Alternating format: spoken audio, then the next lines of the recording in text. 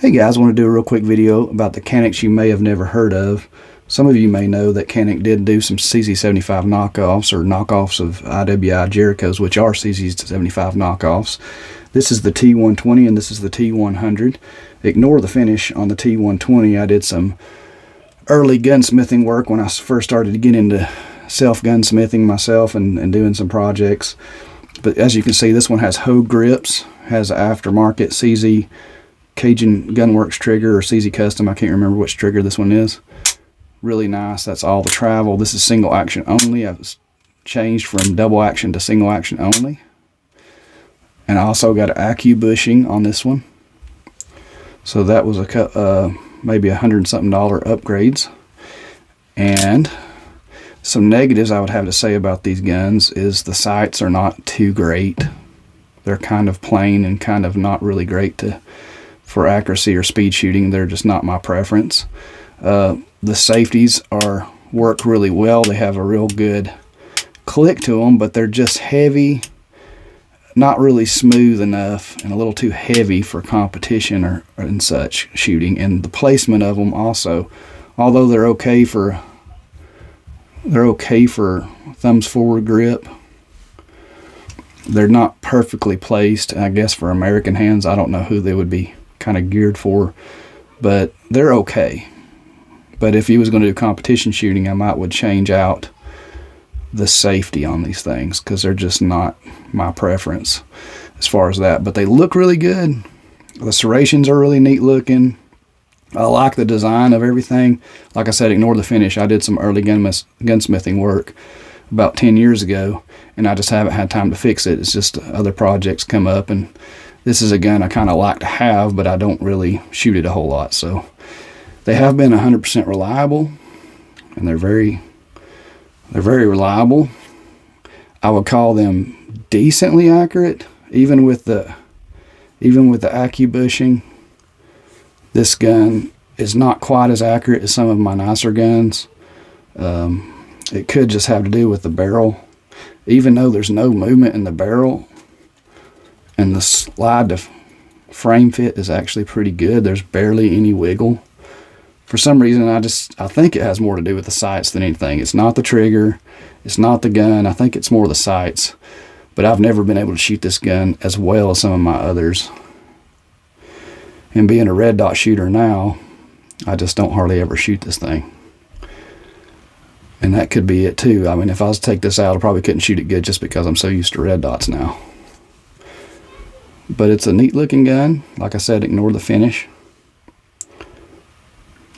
But somebody might be interested in getting one of these down the line. I don't know if they still manufacture these, but I'm sure you can find them somewhere. This is the aluminum frame. They do have a steel frame version that looks slightly different. I think the aluminum frame version looks better. That's one reason why I wanted these. But since I set this up as a cheap competition gun, I think it would have been better to get the steel frame for this size. The other gun, as we'll show you in a minute, but this trigger is awesome. Just want to kind of keep showing y'all that. Reset. The other gun is in the configuration I would want it in. And I have carried this, but it's like now that I shoot pretty much all red dots, this one kind of just sets in the safe most of the time. It's a good looking gun. This one's black. As you can see, it's got the G10 grips, and these are knockoff grips.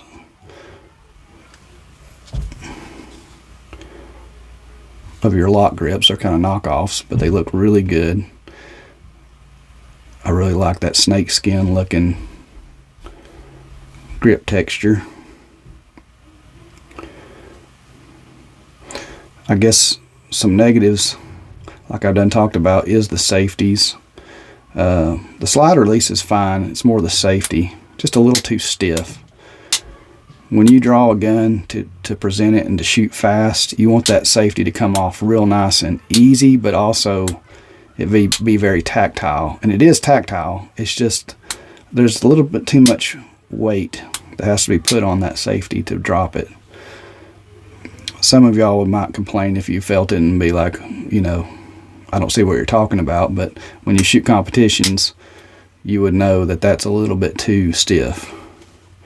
This one has a real nice trigger. This has the original double action single action trigger. Because it's a carry gun, I kind of wanted that. But even the single action, even though there's a lot more take up, you see there's a lot more take up on the single action, but the brake is real smooth and light, probably about 3 pounds. This one has had some spring work done to the trigger, but that's it. There's no AccuBushing. There's no parts changes besides the springs in this trigger. But very light, 3 pounds. Single action. Double action is right around, it'll be right around 6.5, 7 pounds. I have measured this before, so it's a good double action gun. I do not like double actions. I do not practice with double actions, so it's just something I just haven't seen no need for it in my shooting career and getting to know a double action. And shot a few. I've got a few, but that's just not my preference. I'm not saying I hate them. It's just if I can have that single action trigger all the time, then I'm going to choose that every time.